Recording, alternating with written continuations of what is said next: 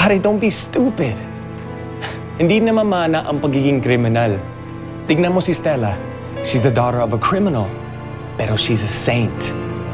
And besides, it's the environment that makes the man. Lalaki ang mga anak nyo sa guidance nyo. And I'm sure lalaki din sila, good citizens of this world.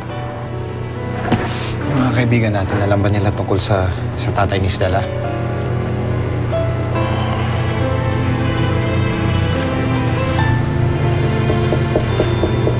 Pinagtatawanan nila ako.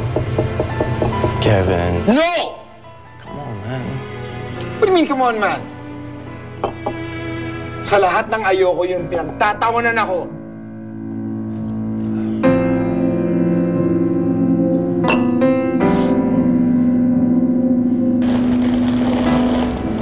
Aida, maglabas ka pa ng mga tart dyan para may display tayo.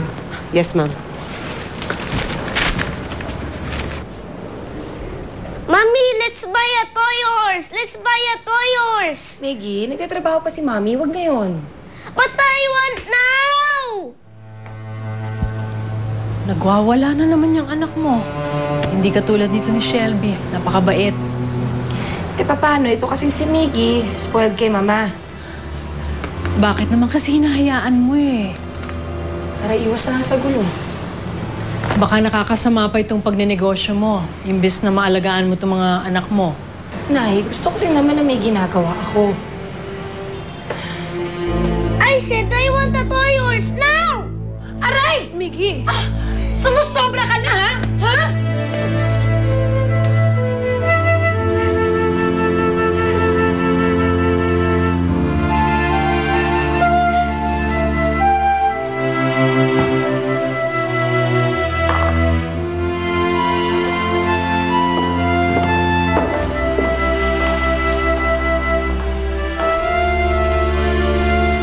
Nagsumbong sa akin si Miggy. Pinalo mo raw siya sa shop. Nagtatantrums ho kasi. Tapos sinipa pa ako. Paano naman nagpapabili ng toy, ayaw mo pa ibili? Eh, meron naman ho kasi akong ginagawa noon. Nagtatrabaho ho ako. Ako na lang bibili ng toy para sa apo ko. Hindi na ho. Ako na lang bahala.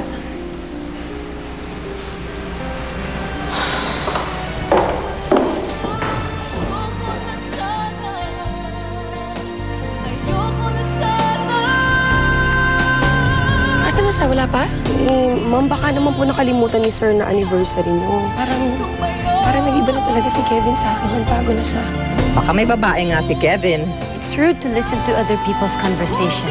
Kung ayaw niyong marinig ko ang pinag-uusapan niyo, di pumunta kayo sa lobby ng Manila Pen. That's where decent people go to talk about their problems. Maaga pa ako gigising bukas pupunta akong Baguio. Okay! Sorry.